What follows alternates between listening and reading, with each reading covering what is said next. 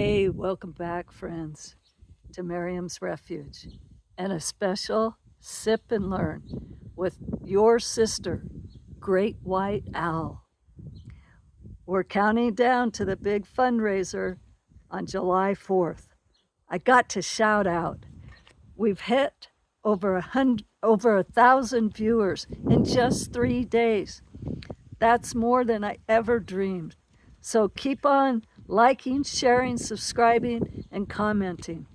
Your voices are making the movement grow. And I also, you beautiful 16 subscribers, thank you. Together, we're building something divine. But today, I want to dive into the topic that's at the core of what we do: restorative justice. So take a gander as I show you the property of Mariam's Refuge. Now, what exactly do I mean by restorative justice? Let's explore it through experience, scripture, and tradition.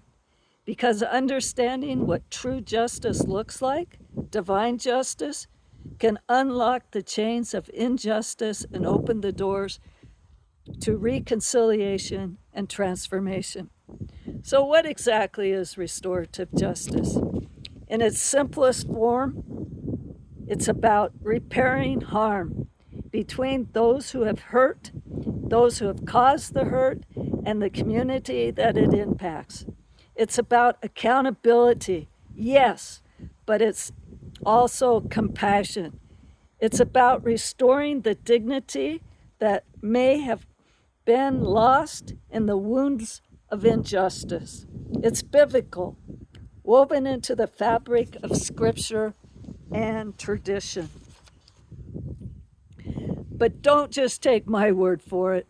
Imagine a community where hurt is acknowledged, where victims find healing and offenders are given the chance to make amends. Can you see it? That's divine justice in action.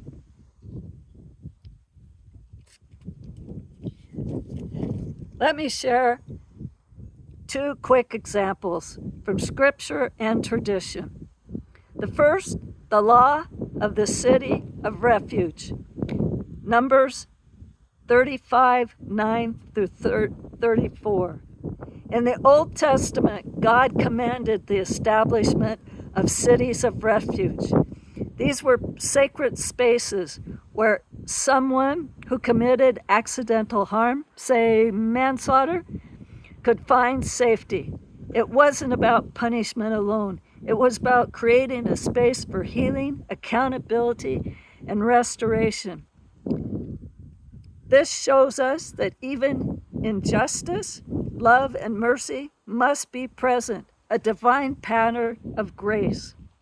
The second example that I'm going to give to you is Jesus and the woman caught in adultery. And we all know this story. When Jesus was confronted by an adulteress about to be stoned, what did he do? He challenged the crowd, saying, "He that is without sin cast the first stone." Then he looked at the woman and said, "Go and sin no more."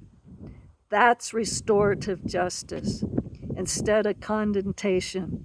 Jesus offered mercy, healing, and a chance to begin anew. So now I have a personal story for you. The sacred night of justice and grace. So I'm telling you a story, a night of divine justice, a heartfelt reflection from Great White Owl. Tonight I share a story that touched my soul, a story about faith, trust, divine justice, and the power of listening deeply to what unfolds around us.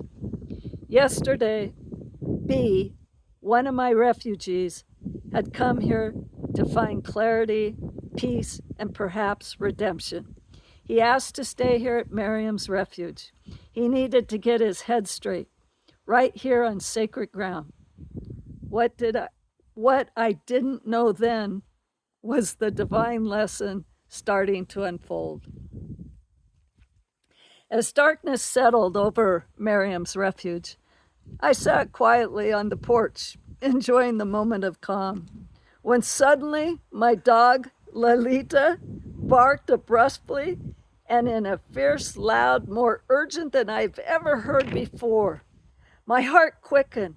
I heard yelling, raw and out of place, and in a moment, I saw a vehicle speed away without view. Without hesitation, I reached out to my neighbor across the way, and she decided to call the sheriff's department, and I consented. My heart steady, my mind clear, a prayer on my lips, I did what I knew was right. I prepared myself to stand in the gap, to protect, to listen, to be a vessel of divine justice. Soon thereafter, 3 deputy sheriffs, showed up. B and I decided to stay on the property. I did not grant permission for them to come on to Mariam's refuge, for mine and Brian's safety. The tension was thick. The rain and the wind were coming down hard. The officers separated B and me, one of them asking me to come closer to him, which he was about 5 feet away. I stood my ground and said, I'm fine here. You can come over here. I tried explaining the story of what B had told me, and that B might not be telling the truth. He was in shock, and he needed 24 hours to get his head clear. But all of a sudden, the officer that was standing in front of me told me to shut up, or he would arrest me for interfering in domestic violence investigation. That moment could have been a raw and lift with anger. Instead, I chose prayer. I stayed silent. I blessed him, and I offered a divine blessing for the entire situation. I looked into his eyes and offered a simple prayer, blessing for him, his team, and for all that was involved, asking divine justice, compassion, and understanding to fill the space. The officer stood in silence as I continued to pray, a quiet, sacred exchange of faith, trusting that divine justice was coming right there, right then. I infused them with the blessings of discernment, mercy, and humility. I silently asked the divine wisdom to guide their actions and mine. Do you know what happened next? I turned around and walked away, and all was well. In that profound moment, divine justice was served, not with anger or punishment, but with respect and understanding. And here's the beauty. Today, I called the sheriff to discuss the incident. He was thoughtful, respectful, and did not try to defend his officer's behavior.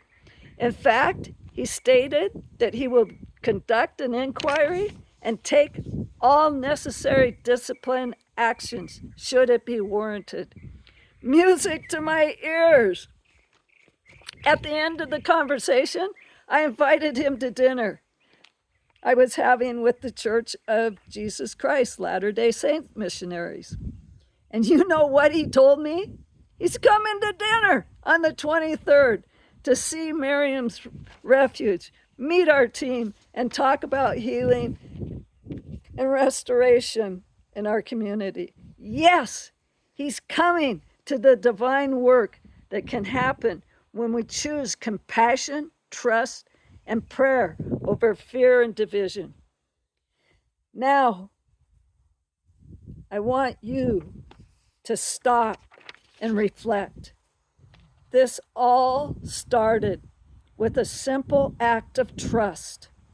That moment when I stood in faith, that divine justice, is more powerful than any law, more powerful than fear.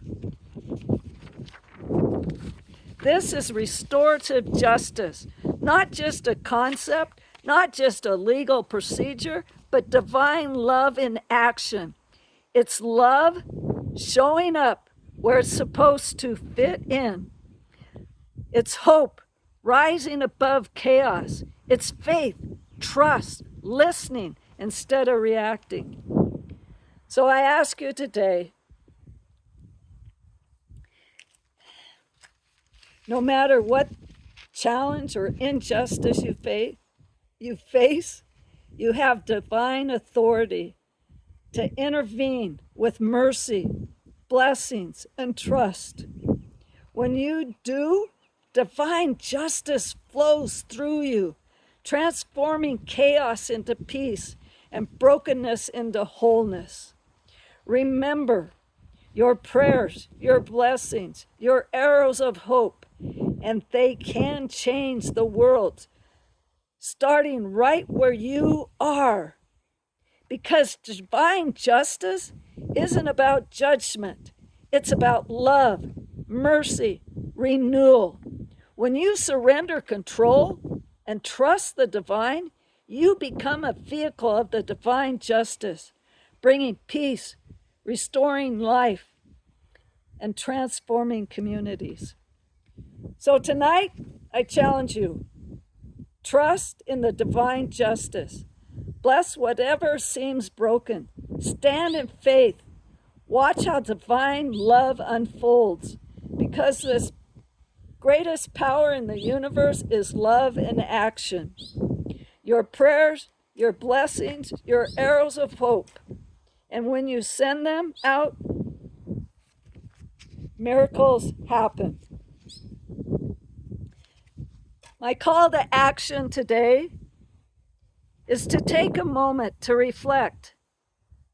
When there was a time in your life when you saw someone in need and you knew you had to stand up for them, maybe you went beyond chatter, your fears, your doubts. You took a step of faith. What did that moment feel like? Did it change you? Hey, drop your story in a comment below. Share your experience, because your story might inspire someone else's to act. Like, share, and subscribe, because each act of faith, each word of hope makes a real difference in this movement of divine justice. Together, we are changing our lives. One prayer, one act, one kindness, one moment of courage at a time. In closing, I am here to help those who have suffered injustice find healing and justice through power of restorative justice practices. Together, we are creating a new story of hope, redemption, and divine love. Tomorrow, join us to hear stories and testimonies of the work we're doing here at Mariam's Refuge. Witness how love, light, and law come together to transform lives. Hey, this is Great White Owl. I'm taking flight. Yep, I am. And I invite you to soar with us, because change begins when you choose justice and mercy. Much love, my friends. See you tomorrow.